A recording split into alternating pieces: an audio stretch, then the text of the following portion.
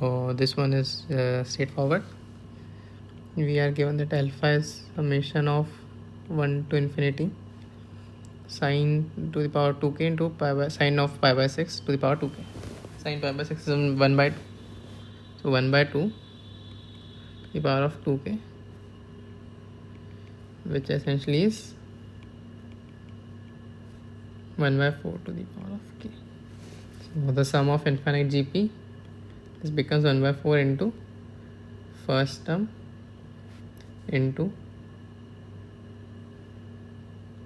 1 upon 1 minus the common ratio. So this becomes 1 by 3. So that gives us g of x is 2 to the power x by 3 plus 2 to the power of 1 minus x by 3. So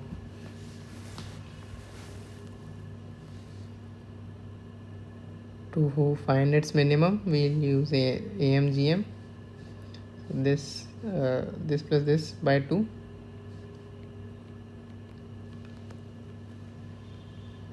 would be greater than or equals to square root of this into this, which becomes 2 to the power 1 by 3, which means gx to the power of 7 by 6.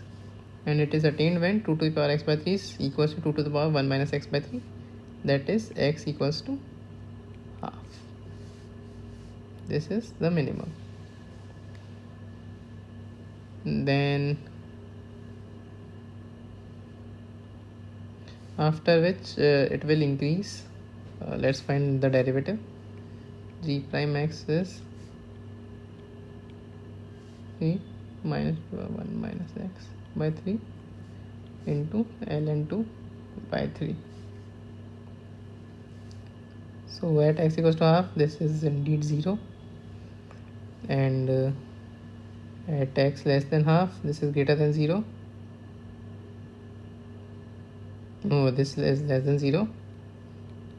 This is less than 0 when x less than half, greater than 0 when x greater than half. So its minimum is at x equals to half. It's symmetric about x equals to half, so its maximum would be at the intervals, at the endpoint of the intervals. So that is at 0 and 1, at which g0 equals to g1 equals to 1 plus 2 to the power 1 by 3 is the maximum in 0 to 1, and minimum was this. So A is correct, B is correct. The function attains its maximum at more than 1 points, yeah, at both 0 and 1. So C is correct. The function attains its minimum at more than 1 point, no, it attains only at x equals to half.